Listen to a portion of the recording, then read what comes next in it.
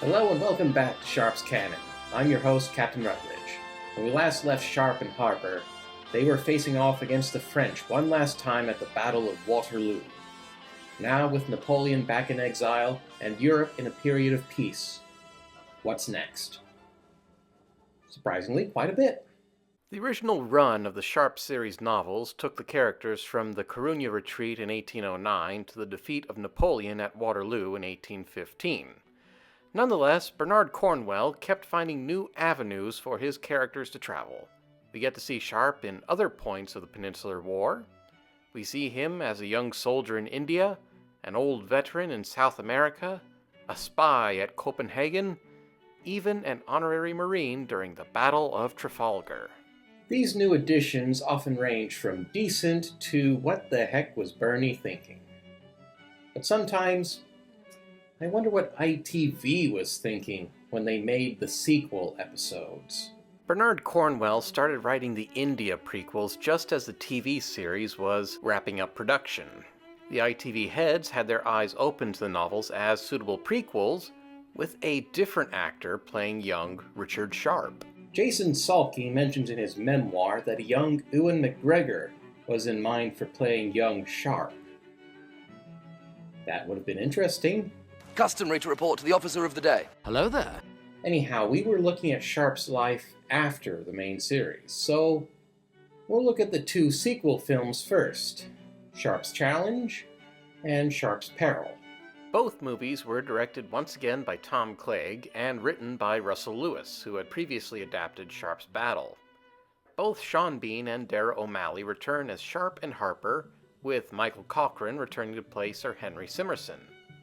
Guest stars include the likes of Toby Stephens, Padma Lakshmi, Lucy Brown, and Hugh Fraser in Challenge, and Beatrice Rosen, Amit Bell, Nandana Sen, and Chucky Venice in Peril. Filming occurred on location in India with a bigger budget and more extras. Honestly, I find these episodes rather subpar compared to the original series. Challenge is arguably the better installment, but Peril, what was going on with the writing? Sharpe's Challenge loosely took a few story elements from Sharpe's Tiger. It starts with Sharpe being summoned from Normandy to London and the Duke of Wellington's house, tasked with finding a missing British agent in India. Sharpe refuses at first until he finds out that the missing agent is his old friend Patrick Harper. In India, Sharpe initially hears of Harper being killed, until the old Irish bugger comes clean out of nowhere. What the hell are you doing here? You're supposed to be dead. Sure can't watch your arse if I'm dead now, can I? When the general's daughter is kidnapped by a rebel Maratha prince, Sharpe and Harper disguise themselves as deserters to get inside the enemy fortress. There, Sharpe meets an old specter, William Dodd. Dodd was a character in the original India novels, being the man who massacred Sharpe's platoon and gave him the scar on his face. The novel's Dodd died during the siege of Ahmednagar. This one apparently lived a little while longer. While inside the enemy fortress, Sharpe discovers a mine hidden inside the walls in anticipation of a British attack. Before he can send word to the British command, he and Harper are ratted out by a captured sergeant and tortured before imprisonment. With help from the general's daughter, they escape their prison and set off the mine prematurely. The British take the fortress, and Sharpe kills Dodd as he tries to run off. At the end of the day, Sharpe and Harper ride off, ready to return home. And then there's a detour to Sharpe's Peril. A few of you out there probably enjoy this episode, but for me, it's just long, slow, and confusing. Sharpe and Harper help escort a baggage train to Wollongong to bring Mademoiselle Bonnet to her fiancé, Major Joubert. There's a bandit attack, a prisoner is revealed to be the spawn of Hakeswill, Simmerson is found tied up stark naked in Wollongong, there's something about opium, and Sharpe managing to get some action with Mademoiselle Bonnet, whole climactic battle, yada yada yada yada yada. There is one good scene in this whole episode, though. The ending between Sharpe and Simmerson. Sharpe and Simmerson had been enemies since this whole series began. Simmerson sought to destroy Sharpe in his career, while Sharpe despised Simmerson as a coward and bully. But with the roller coaster of peril, they start to see eye to eye. It would appear I owe you my life. We all make mistakes, Henry. Quite so, quite so. Godspeed you safe home, Richard.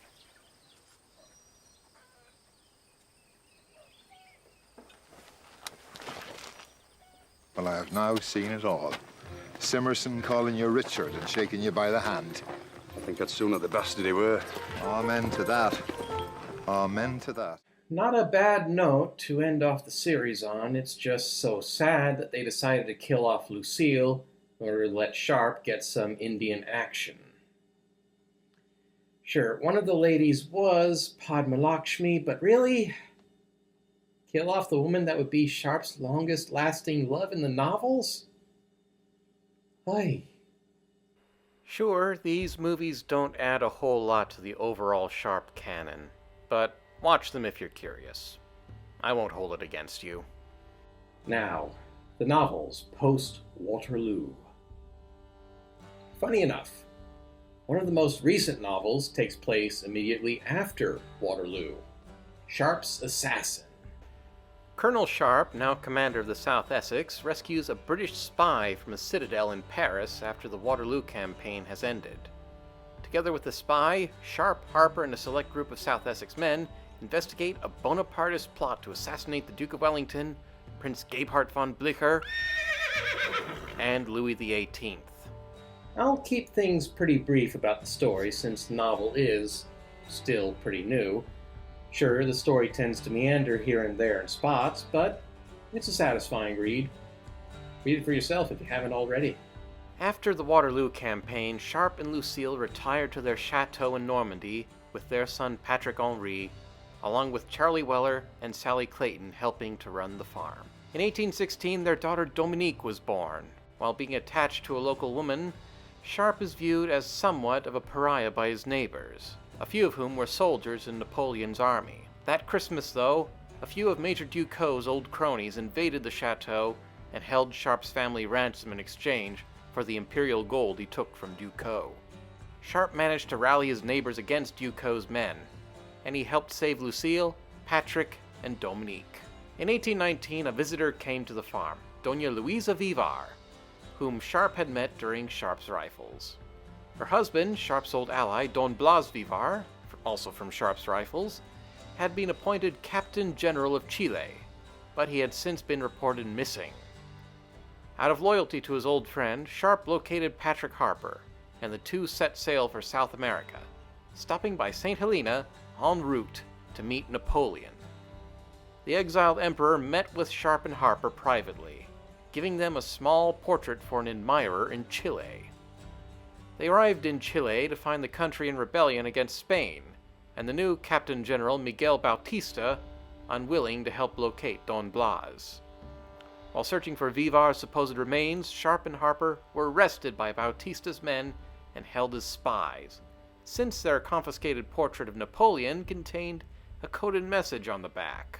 Bautista sent the two back home, but the ship they were on was attacked by the former Royal Navy officer Lord Cochrane, now admiral in the Chilean Navy, and the two are enlisted into the fight for Chilean independence.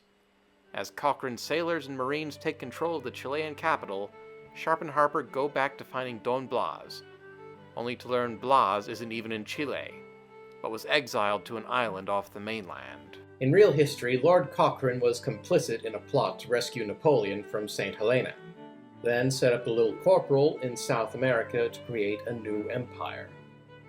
The portrait Napoleon gave Sharpe and Harper was a message for Lord Cochrane. Cochrane had heard of Don Vivar, Count of Marmorto, but thought that Don Blas was his Francophile brother, and so marooned the Spaniard off the mainland. Nonetheless, Don Blas is set free as Lord Cochrane sets sail to rescue Napoleon from St. Helena.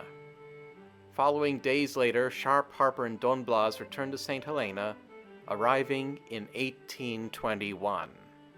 However, Napoleon is, by that time, dead.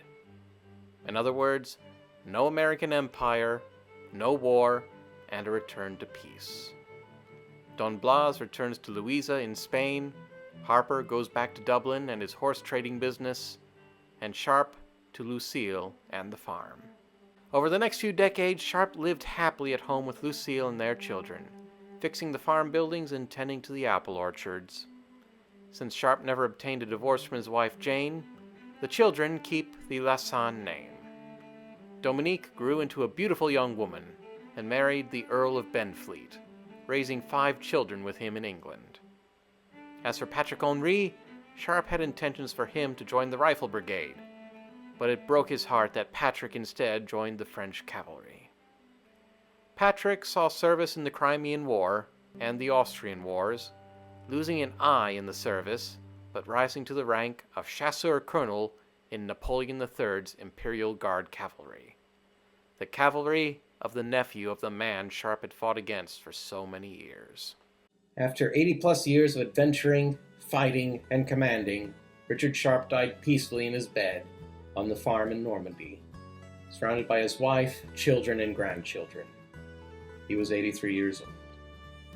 Lucille became very lonely after his death.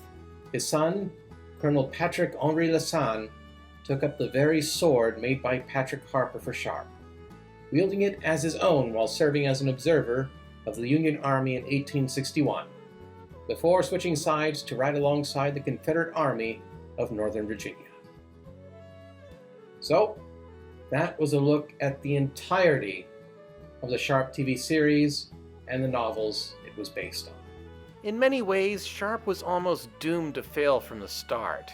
Filming in rotten surroundings, little care given to the actors and crew, production budgets hanging by a shoestring. Nonetheless, the series always managed to pull through all of these difficulties.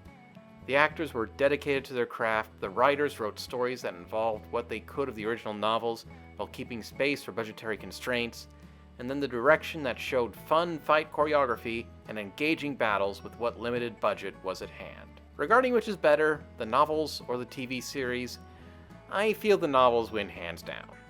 Nonetheless, the TV series still deserves a special place of honor in the Sharpe pantheon. And just think, this series helped jumpstart the careers of so many great actors, not just Sean Bean. You also have Daniel Craig, Emily Mortimer, Alexander Armstrong, Amir Kassar, Mark Strong, even Paul Bettany, owing some debt of gratitude to the Sharpe TV series. What's more, if not for Sharpe TV series, I probably never would have had an interest in the original books by Bernard Cornwell, and probably never would have put together this entire series, discussing them and the movies stemmed from them. Take my advice, Alice. When you get back home, write a bloody good book with loads of shooting in it. And you'll die a rich man. I'd like to thank each and every one of you who tuned in during this whole retrospective, and hope you all got at least a little something out of it. If anything, I hope more of you seek out the original novels. Most libraries should have them available. If not, there's always interlibrary loans. I've been your host, Captain Rutledge, and I think there's only one way to end this whole series. Sean? Here's 40 shillings on the drum for those who volunteer to come, to list and fight the foe today, over the hills and far away, o'er the hills and o'er the main, through Flanders, Portugal and Spain. King George commands, and we obey, over the hills and far away. O'er the hills and o'er the main, through Flanders, Portugal and Spain, King George commands and we obey, over the hills and far away. When duty calls me, I must go to stand